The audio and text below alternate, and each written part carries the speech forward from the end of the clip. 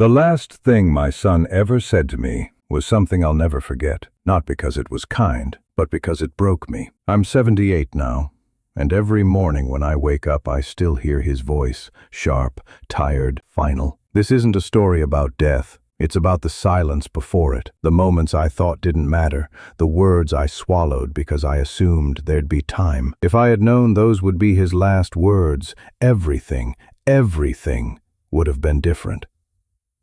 You're lucky if you're hearing this while someone you love is still breathing beside you. Don't waste it like I did. Don't let pride or busyness steal what you can't get back. But before I tell you what he said, I have to tell you why he said it. For most of my life, I believed being a provider was the same as being a parent. I was wrong. I thought putting food on the table, keeping the lights on, and making sure his college fund was full meant I was doing my job. I worked long hours, came home tired, nodded through conversations while half listening to the news. I told myself that my sacrifices were love, that missing his concerts or forgetting his birthday wasn't failure, just the price of being a man who showed up by working hard. But I didn't understand what he needed. I wasn't really hearing him. I was in the room, but I wasn't present. I thought responsibility was love.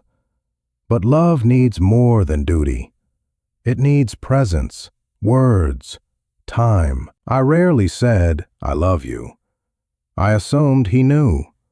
I assumed there'd always be time later to open up, to talk, to connect for real. If you still believe that just being there is enough, if you think you'll tell them later, you might never get the chance. Kids grow up quietly, and resentment grows even quieter. And one day, you turn around and realize the person sleeping under your roof felt more alone than anyone in the world. It wasn't until the night he left that I realized how much distance had grown between us. The night we fought, I didn't know it would be the last time I ever saw him alive. He was 24, home for the weekend, and I guess decades of silence finally caught up to us both. It started small, something about him not helping around the house, me snapping back with some smart comment about entitlement. But it wasn't about chores, it never is. It was about everything we'd never said. Years of unasked questions, unspoken anger, unshed tears, all of it came rushing in. He stood there, his face trembling, trying to make me hear him, and I just defended myself, like I always did. I told him he didn't appreciate what I'd given up.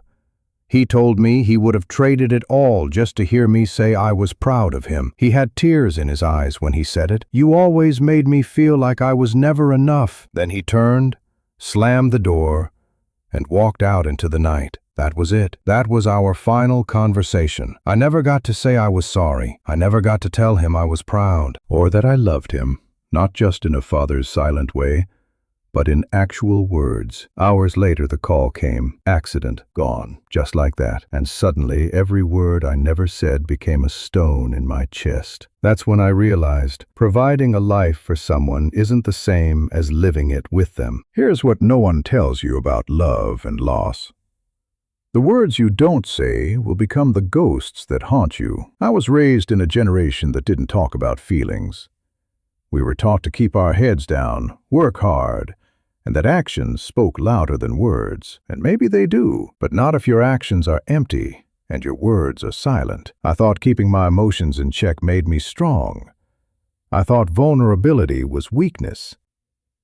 So I never told my son I was proud when he made the honor roll. Never hugged him when he came to me confused or hurt. I stayed behind my wall, thinking that was what fathers did. But silence isn't strength. It's fear dressed up as discipline. And it cost me everything. I used to think silence was strength, but silence cost me my son's heart and my peace. The greatest regrets of my life aren't the mistakes I made. They're the things I never said. The apologies I swallowed, the affirmations I assumed he didn't need. You think you'll have time to say it later, but sometimes later never comes. Don't let a stubborn heart keep your love trapped inside. Because one day, you'll be standing at a gravestone, wishing you could take back every moment you chose pride over presence, control over connection. If I had understood this truth earlier, here's what I would have done differently. If I could go back, I wouldn't just be there, I'd be present. I wouldn't just work, I'd listen.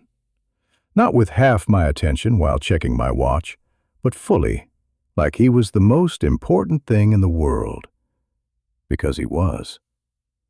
I would have told him I loved him every single day, even when we were angry, even when he rolled his eyes. I would have said it out loud until he got sick of hearing it, just so he'd never doubt it. I would have asked about his dreams, not just pushed mine onto him. I would have cared less about what school he chose or what job he wanted, and more about what lit him up. I would have apologized the moment I saw hurt in his eyes.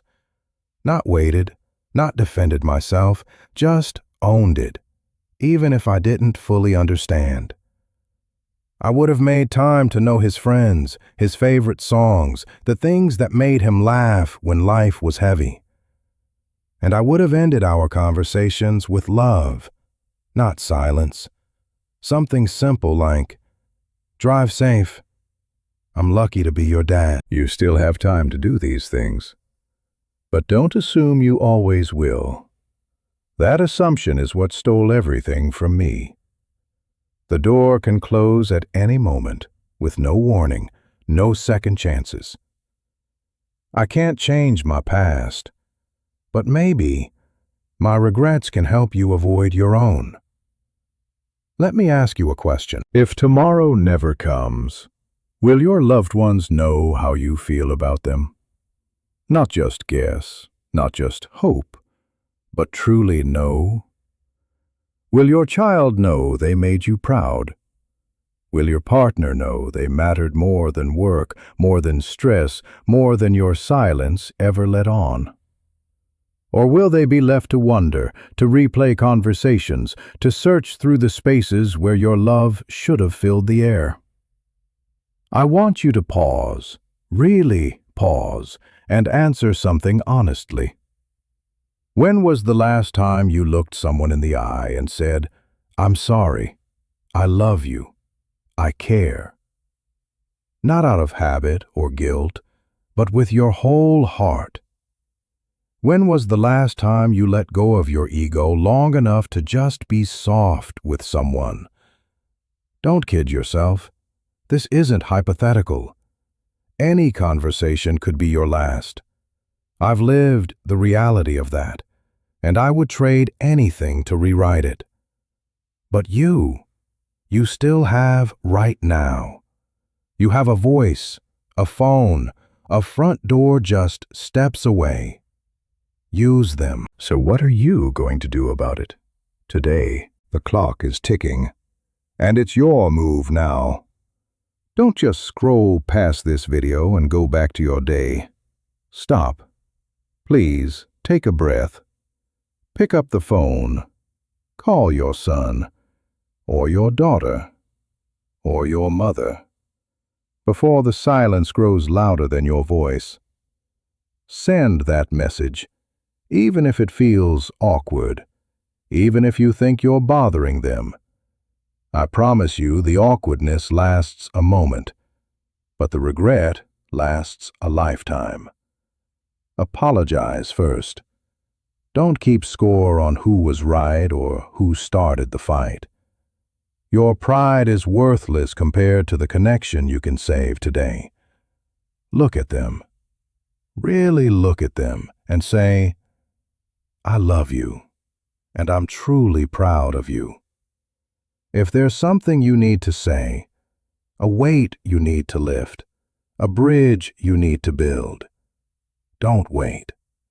Most people think they'll get around to it someday. I'm here to tell you, there is no someday. There's only now. This very breath you're taking, that's your chance. Don't let it go.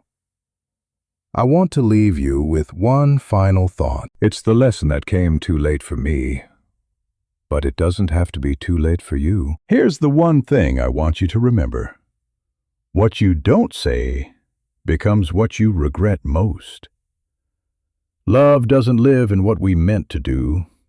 It lives in what we actually do and say while we still can. Don't wait. Don't assume they know.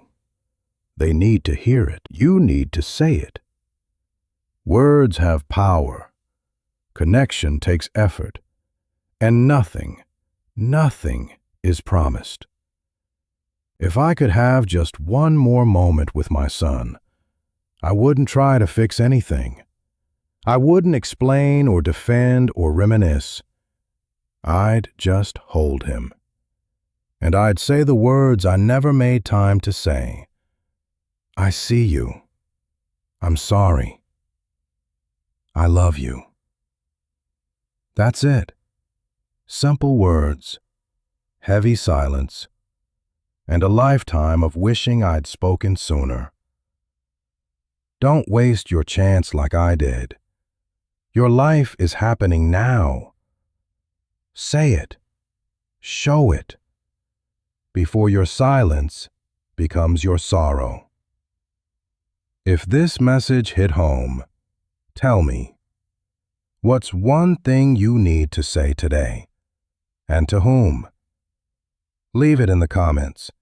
And if you want more soul-level life lessons like this, hit subscribe.